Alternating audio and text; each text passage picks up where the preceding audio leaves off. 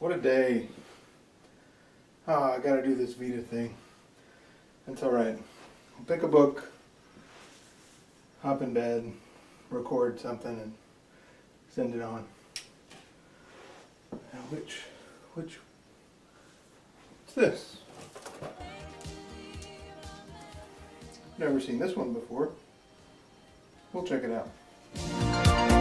Written on the pages is the answer to a never-ending story.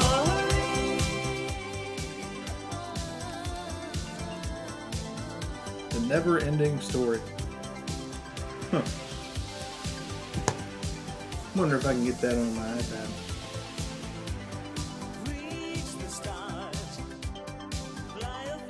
Well, here it is. I wonder, what's in a book while it's closed? Oh, I know it's full of letters printed on paper, but all the same, something must be happening. Because as soon as I open it, there's a whole story with people I don't know yet, and all kinds of adventures and deeds and battles. And sometimes there are storms at sea, or it takes you to strange cities and countries. All those things are somehow shut up in a book. Of course, you have to read it to find out. But it's already there. That's the funny thing. I just wish I knew how it could be. Chapter 1. When Bilbo opened his eyes, he wondered if he had, for it was just as dark as with them shut. No one was anywhere near him. Just imagine his fright. He could hear nothing, see nothing, and he could feel nothing except the stone on the floor. Very slowly he got up and groped about on all fours till he touched the wall of the tunnel. But neither up nor down it could he find anything. Nothing at all. No sign of goblins, no sign of dwarves. His head was swimming, and he was far from certain even of the direction they had been going in when he had his fall.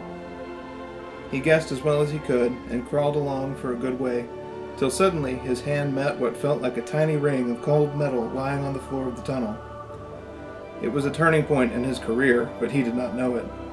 He put the ring in his pocket, almost without thinking. Certainly it did not seem of any particular use at the moment. He did not go much further, but sat down on the cold floor and gave himself up to complete miserableness for a long while. He thought of himself frying bacon and eggs in his own kitchen at home, for he could feel inside that it was high time for some meal or other, but that only made him miserabler. "What have I wonder," he said to himself, as he panted and stumbled along. He put his left hand in his pocket. The ring felt very cold as it quietly slipped on to his groping forefinger, and Bilbo vanished. Their adventures began chiefly because it was one of the wettest and coldest summers there had been for years. That drove them to do indoor things, you might say, indoor exploration. It was wonderful how much exploring you can do with the stump of a candle in a big house, or in a row of houses.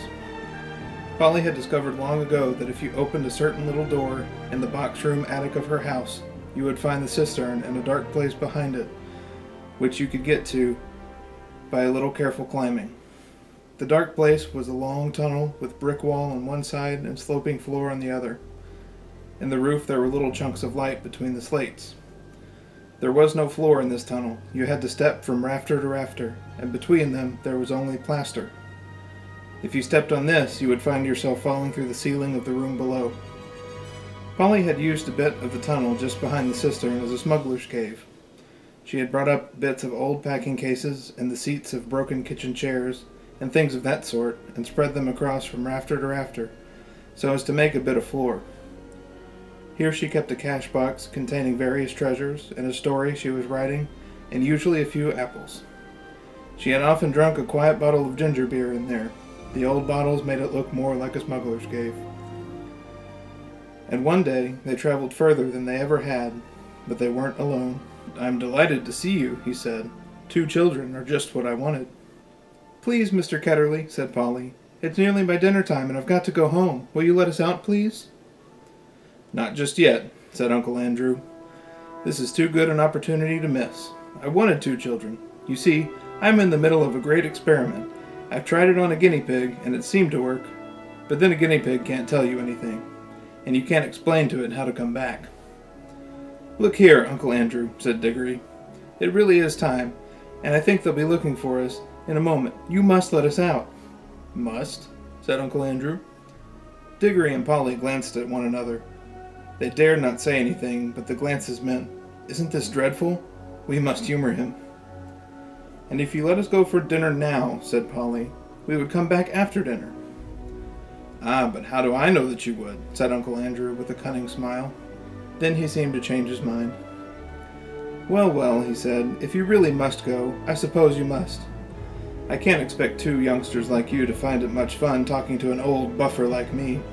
He sighed and went on. "You have no idea how lonely I am sometimes. But no matter, go to your dinner.